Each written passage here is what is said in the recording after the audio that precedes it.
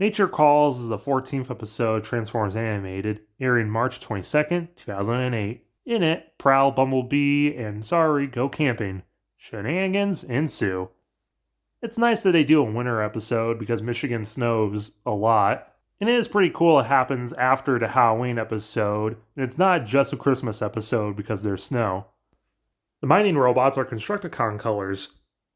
We see a G1 spark plug, which is kind of interesting. He's played by Jeff Bennett here, and we have a little gray around his ears, because we already have Spike in his Season 3 adult form, along with Carly and Daniel. His G1 outfit, other than so you can tell who he is, doesn't really make sense in the environment he's in, but don't think about it too long as he's attacked by John Carpenter's The Thing. Meanwhile, Prowl's admiring the snow until it gets buried in it. Back at the garage, he's complaining that everyone takes snow for granted as Bee and s1e are playing a game. And s1e says, "Jump, jump!" despite the fact that they're playing a racing game.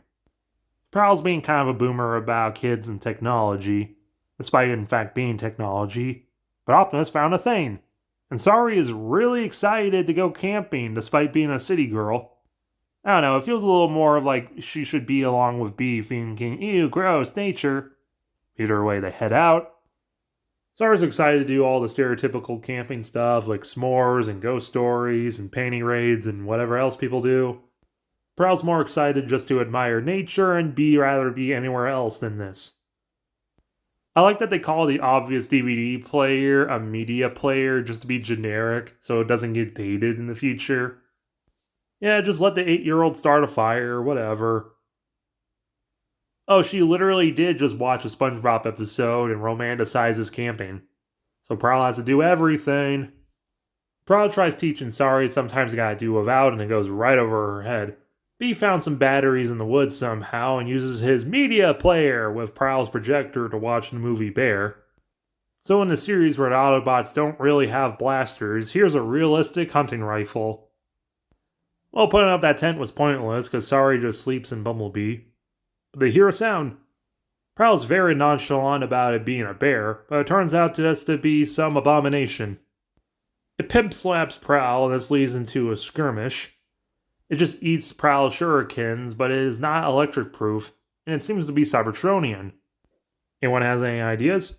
I've got a plan, huh? Run for your life!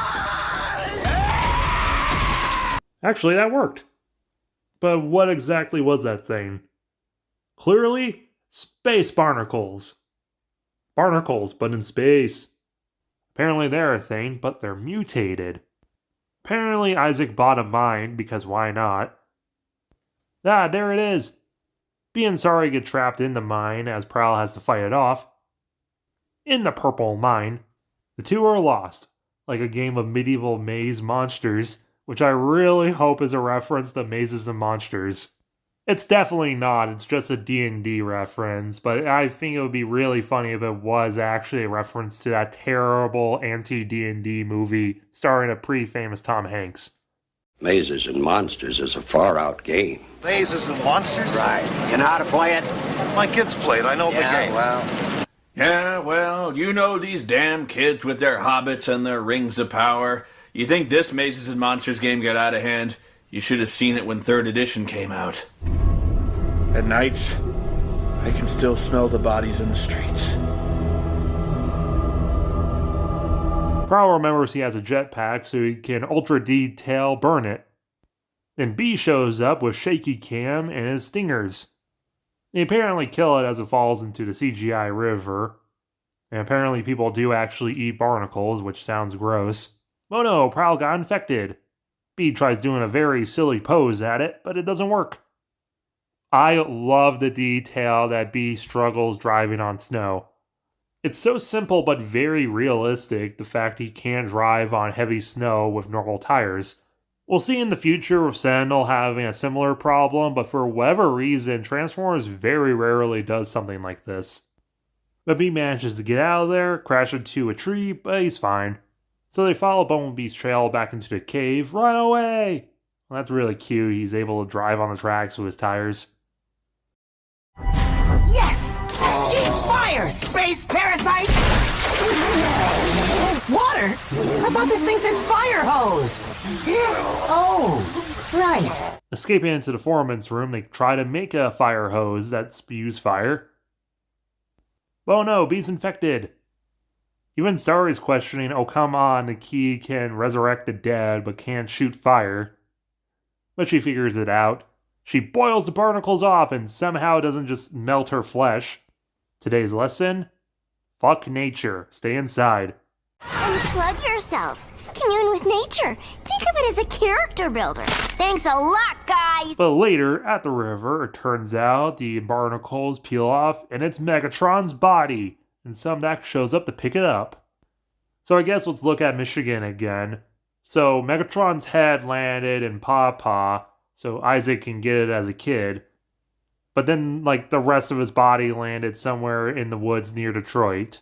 I guess Megs got the barnacles when he was climbing on the Autobot ship, but they probably should have been blasted off when he blown up, and also melted off because he fell off the arc in the orbit. Otherwise, I don't really know how the barnacles, like, would have got onto him because of the re-entry heat. I guess, like, one survived onto Megs, and it, like, slowly grew over the 50 years.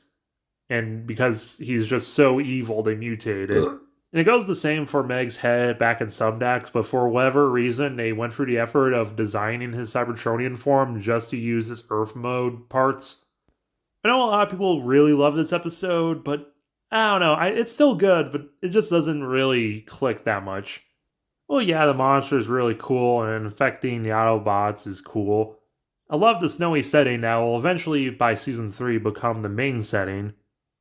It's some of the most detailed animation in the show. I like seeing Prowl, Bee, and s1e interact.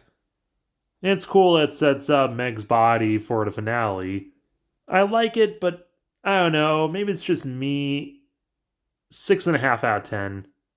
Well, let me know your guys' opinions down below, as well as hitting that like button and subscribing.